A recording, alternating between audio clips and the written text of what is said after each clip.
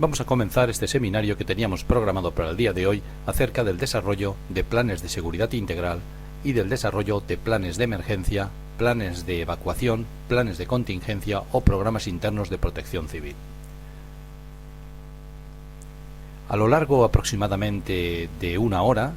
vamos a seguir una estructura, el desarrollo de una estructura del plan de seguridad integral, en el cual hablaremos, tal como estamos observando, de las características del edificio como un elemento previo al desarrollo de cualquier plan de seguridad integral, al análisis de la organización y a la catalogación de bienes a proteger, de manera que, conociendo el edificio, la organización y los bienes a proteger, podremos proceder a un análisis y evaluación de riesgos, de manera que a partir de esta evaluación podamos establecer unos objetivos específicos y organizar debidamente la seguridad, de manera que una vez implantada en la organización esta seguridad integral nos permita, por medio de planes de actuación, tener respuestas protocolizadas para cada una de las situaciones de riesgo que podamos detectar. Todo esto veremos cómo se presupuesta y una vez hayamos realizado el presupuesto, podamos presentar a la organización todo un desarrollo completo en diferentes estadías, en diferentes partes, tal como estamos viendo, en el cual figuren incluso las fortalezas y debilidades de este sistema propuesto de seguridad integral. Vamos a ampliar un poco cada uno de estos apartados, de manera que cuando veamos luego posteriormente la aplicación de software que tenemos como objetivo el presentar para ver cómo podemos de un modo estructurado y organizado desarrollar planes de seguridad integral para las organizaciones, pues nos permita el tener una visión global del mismo a partir de los conceptos que ahora vamos un poco pues a avanzar. En primer lugar, cuando hemos dicho que como un paso previo debíamos de conocer el edificio, esto significa que debemos analizar el edificio en su sentido más amplio, más completo. Es decir, debemos saber qué uso tiene, qué situación, qué comunicaciones, qué vías de comunicación, quién es el propietario del edificio, pero igualmente debemos de conocer de un modo detallado el espacio exterior del edificio, así como su perímetro, es decir, qué envuelve al edificio, cómo es la topografía del terreno, si existen o no edificios colindantes, cómo está desarrollada o realizada la cubierta, cómo son las fachadas, si hay subsuelo, es decir, si tenemos sótanos, pues qué hay en ese subsuelo, pueden haber galerías o conducciones enterradas, cómo es la cubierta, bien, en todo esto hará que de alguna manera tengamos que analizar muy detenidamente el edificio, intentando pues no dejar nada al azar, para conocer exactamente cuáles son las debilidades o lo que nosotros nos vamos, es decir, el enfrentamiento que con nuestras propuestas en materia de seguridad integral tengamos que hacer de cara a garantizar la eficacia de las mismas. Conoceremos igualmente los espacios interiores, es decir, aquellas vías de comunicación, instalaciones, plantas tanto que hay sobre el edificio como bajo rasante, cómo son las salidas del edificio, cómo es la estructura en sí, de qué materiales está construido. Esto es importante desde el punto de vista pues de determinadas tipologías de riesgos, como pueden ser inundaciones o como pueden ser, por ejemplo, pues atentados, ¿vale? Y como un aspecto muy importante a tener en cuenta, el subsuelo, es decir, qué hay por debajo del edificio que de alguna manera pueda perjudicarnos en el sentido de que pueda ser un punto de entrada o de accesibilidad a nuestro edificio, siendo por lo tanto necesario el proceder al estudio del subsuelo detenidamente para garantizar que no representa un riesgo añadido a las fachadas o a la cubierta para acceder indebidamente al mismo. Una vez que somos conocedores del edificio, deberemos de saber qué se realiza en el interior, qué horarios de trabajo hay, qué índice delictivo tenemos de la zona, qué antecedentes de siniestralidad y actos delictivos han sufrido ya la organización, así como cualquier otro dato que consideremos que es de o debe de ser de interés el conocer de cara a saber, por ejemplo, qué, uso anterior ha podido tener el edificio, cuál es la ocupación actual, qué tipología de personas acceden, tanto trabajadores como personal ajeno, como personal de mantenimiento, etcétera. Por lo tanto, una vez conocido el edificio y su entorno y lo que hacemos en el interior, debemos de pasar a catalogar los bienes a proteger. Es decir, vamos a hacer un inventario y una valoración de los bienes que necesitamos proteger dentro de la organización. Y hay que tener en cuenta de que para nosotros los bienes va a ser prácticamente todo, es decir, personas, información, bienes mobiliarios, ¿de acuerdo? Y todo esto nos permitirá saber, cuando analicemos el riesgo, si un riesgo afecta, en qué medida puede afectar y cuáles son los daños que dicho riesgo causará. Así pues, hemos de establecer unos objetivos de protección, hemos de detectar qué agentes causantes son los que pueden alterar los bienes o bien afectar, en el caso de que suceda el riesgo, pues al valor de dichos bienes. Hay que determinar las vulnerabilidades, dónde están, es decir, aquellos puntos débiles del edificio en los que, por ejemplo, un atraco, un asalto, por ejemplo, pues una inundación o, por ejemplo, un incendio podría afectar y, lógicamente, y en la medida de lo posible, intentar estimar qué tiempos disponemos para actuar para cada una de las amenazas. Hay amenazas que se materializan súbitamente, como es por ejemplo una explosión, pero hay amenazas que se pueden materializar y permitirnos disponer de un corto plazo de tiempo para poder actuar. Pues bien, todo esto deberemos de tenerlo en cuenta, es decir, catalogar para nosotros los bienes a proteger significará catalogar las personas, los bienes materiales e incluso la información, tal como hemos dicho. Una vez nosotros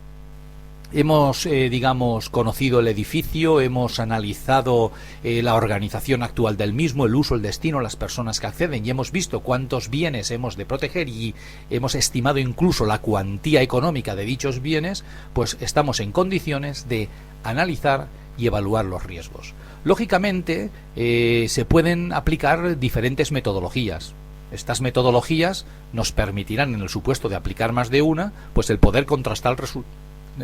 presuntamente resultados. Pero con especial atención hemos de centrarnos en, aunque hay la aplicación que luego de software veremos, permite aplicar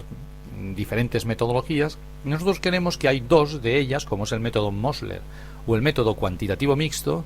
que nos va a permitir hacernos una idea global de la situación y poder catalogar los riesgos en función de un índice y actuar posteriormente, primero frente a aquellos riesgos cuyo índice sea superior y después contra aquellos riesgos cuyo índice sea menor. Si aplicamos una metodología, pues nos dará unos resultados, pero si aplicamos más de una, por ejemplo, tal como estamos observando los métodos Mosler y el cuantitativo mixto, me permitirá poder contrastar los resultados para saber desviaciones que en los criterios que yo he podido adoptar para evaluar los riesgos con respecto a cada método, pues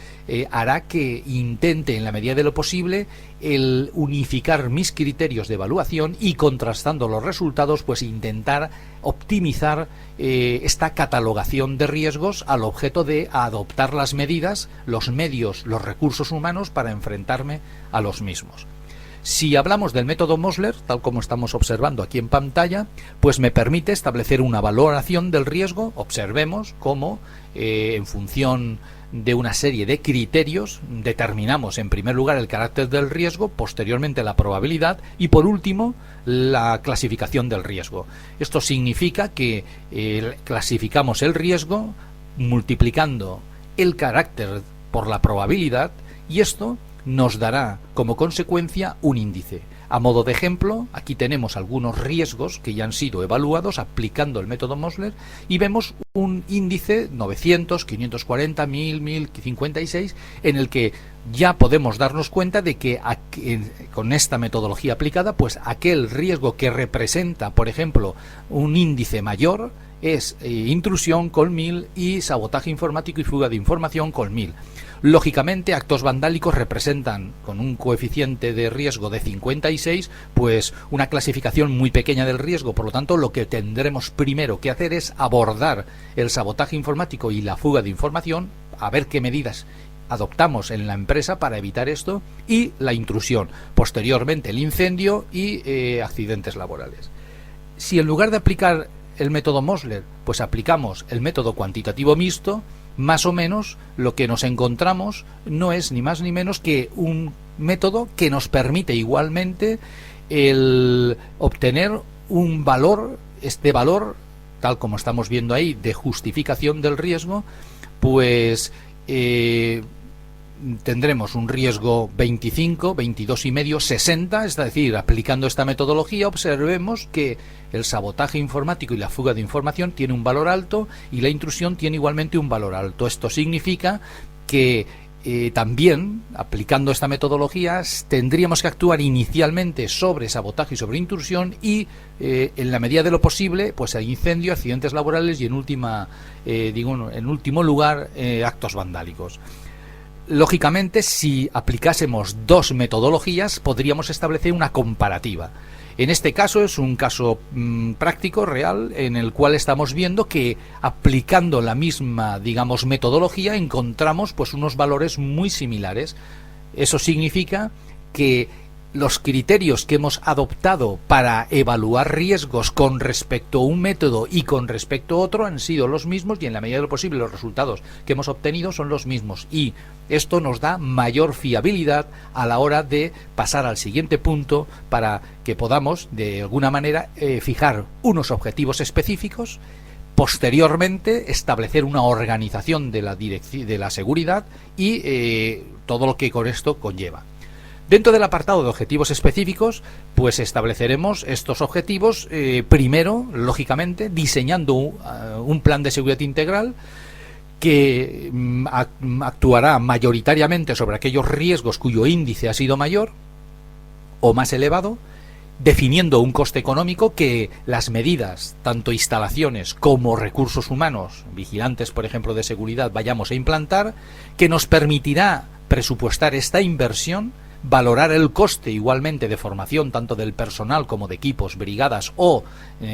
personal de vigilancia, y evidentemente, y un aspecto importante, estimar el coste anual de la seguridad para años posteriores. Es decir, ahora tendremos una inversión mayor en seguridad, pero en los años posteriores igualmente tendremos un gasto en materia de seguridad, como son mantenimientos de instalaciones y sistemas y, lógicamente, nóminas del personal de seguridad, de los vigilantes de seguridad. Pues todo esto lo estableceremos debidamente, y con ello haremos u organizaremos el departamento de seguridad. Es decir,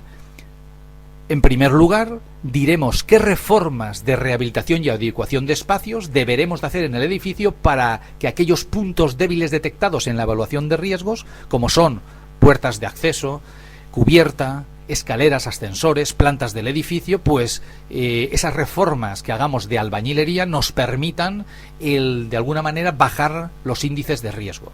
Si con reformas y evidentemente con adecuación de espacios esto no es posible, el reducirlos a unos límites pues considerados como buenos, lógicamente deberemos de recurrir a dos cosas más. Organizar la seguridad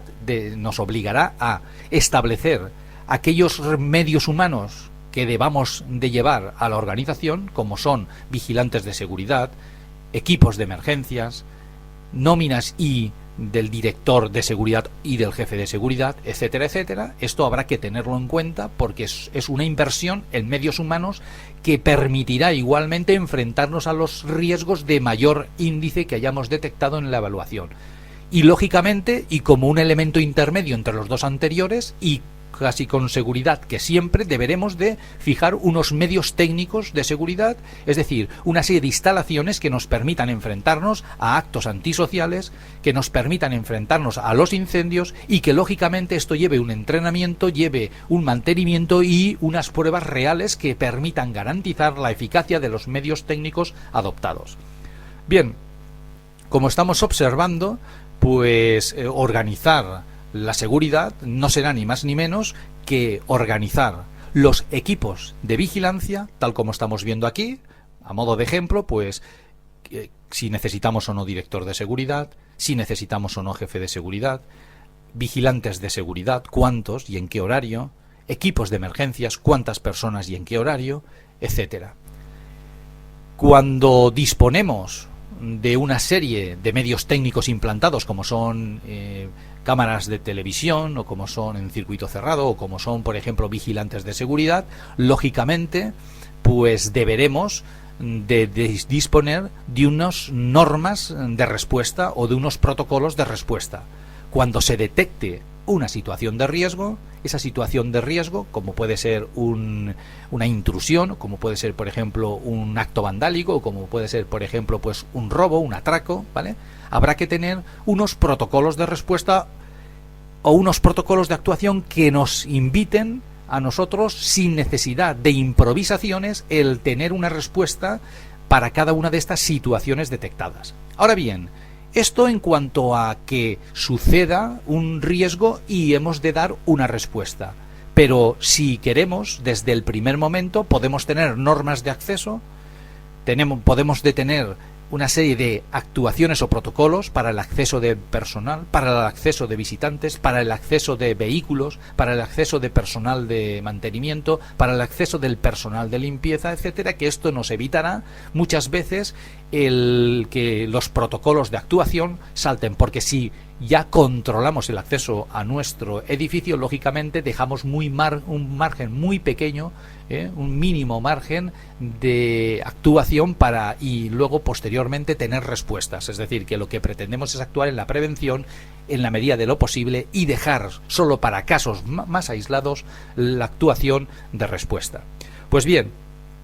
todo esto estaría desde un punto de vista de seguridad integral, pero la seguridad integral va más allá. Es decir, nosotros hemos hablado antes de que cuando hablábamos de seguridad integral hablábamos también incluso pues de incendio, hemos visto también instalaciones de prevención contra incendios y hemos estado hablando pues de que las instalaciones con las que esté dotado el centro o la organización pueden ser pues de alguna manera origen también de un accidente. Por ejemplo, si estamos trabajando con instalaciones de oxígeno, con instalaciones por ejemplo de depósitos y de combustibles líquidos o gaseosos, etcétera, todo esto puede suponer un riesgo. Por lo tanto, dentro de los planes de actuación deberemos incorporar lo que sería el propio plan de emergencia y contingencias, como se llama en algunos países también plan de autoprotección, o como se llama también en México, pues programas internos de protección civil. Es decir, entre los planes de actuación deberemos nosotros, dentro del plan de seguridad integral, contemplar igualmente este plan de autoprotección, plan de emergencia y contingencias, plan de emergencia y evacuación o programas internos de protección civil. Conforme hemos dicho, diferentes normativas de los países suelen llamar este tipo de planes. Pero también pueden ser las instalaciones propias, como hemos dicho, de depósitos, combustibles, de gases, etcétera, o las propias instalaciones de la organización, pues origen de un riesgo. Por lo tanto, habrá que tener también un plan de prevención de riesgos que los planes de actuación deberán de contemplar cuáles serían las actuaciones en caso de accidente laboral. Así pues, nos encontramos con que realmente vamos nosotros a organizar la seguridad desde dos puntos de vista. Primero, con instalaciones y si no es posible, primero en lugar, si es posible, hacer reformas de albañilería que eviten el riesgo en origen, pues con acciones de albañilería. Pero esto no siempre va a ser posible, por lo tanto deberemos luego posteriormente recurrir a instalaciones de seguridad y a vigilantes de seguridad. Posteriormente, estas instalaciones, estos vigilantes deberán de tener protocolos de respuesta, entre los cuales deberemos contar también con el plan de autoprotección para saber realmente cómo enfrentarnos a diferentes riesgos establecidos allí y con el plan de prevención de riesgos laborales para sabernos enfrentar a los riesgos propios de la organización. Con todo esto haremos nosotros una serie de normas generales y esto es lo que llamaremos, un apartado digamos muy importante dentro del plan de seguridad integral, lo que llamaremos planes de actuación. A modo de ejemplo, pues aquí hemos reflejado pues unas normas de acceso, por ejemplo, de los vehículos. Es decir, estas normas de acceso deberán de cumplirse en la empresa para todos los vehículos que accedan al inmueble. ¿De acuerdo? Obligatoriamente deberán seguirse este protocolo. Esto luego lo veremos más detalladamente con el supuesto práctico que vamos nosotros a intentar ver. Bien. Ya sabemos prácticamente dentro del plan de seguridad integral los diferentes capítulos anteriores que hemos visto. Conocer el edificio, conocer qué se hace dentro,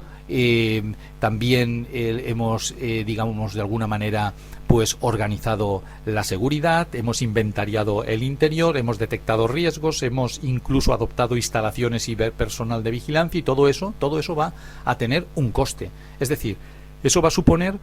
un gasto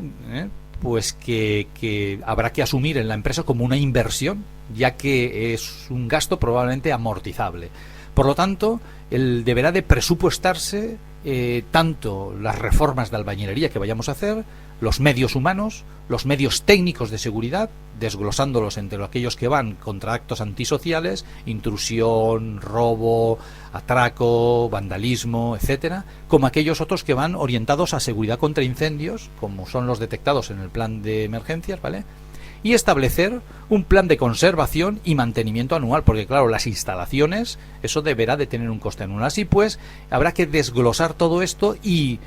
presupuestarlo y saber exactamente esta inversión en seguridad, qué coste va a tener a la organización el año de desarrollo e implantación, pero igualmente en años posteriores. Es decir, inicialmente el primer año va a suponer un coste elevado, habrá que hacer reformas de albañilería, como hemos dicho, y habrá que hacer una serie de instalaciones, pero luego estas instalaciones, esta albañilería ya estará. Por lo tanto, para próximos años no habrá que contemplar estos apartados. El presupuesto lo desglosaremos de tal manera de que si entre los objetivos la empresa me había propuesto el no llegar o no rebasar una cuantía anual, pues yo intentaré, en la medida de lo posible, no rebasar en el plan de seguridad integral que hemos desarrollado para implantarlo, no rebasar estas cuantías. Muchas veces, para no rebasar estas cuantías, que habrá que pactar previamente con la organización, pues deberemos de sacrificar o instalaciones o puntos, por ejemplo, de detección, o cámaras o vigilancia de seguridad en personal, en pocas palabras. Pues bien, todo esto deberemos de ir encajándolo de manera que nos ajustemos al presupuesto inicialmente previsto, pero que evidentemente garanticemos una eficacia alta de cara a la seguridad integral. Así pues, como consecuencia de tener que adaptar lo que nosotros vamos a proponer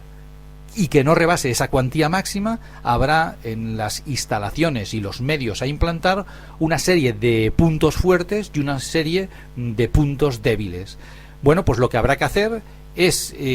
intentar resumir estas fortalezas y debilidades y darlas a conocer, el sistema que vayamos a implantar, darlos a conocer a la empresa, a la organización a la cual vamos a implantar el plan de seguridad. Así, de este modo, hablaremos de fortalezas, es decir, una relación de las ventajas conseguidas con la implantación de los medios técnicos y humanos propuestos,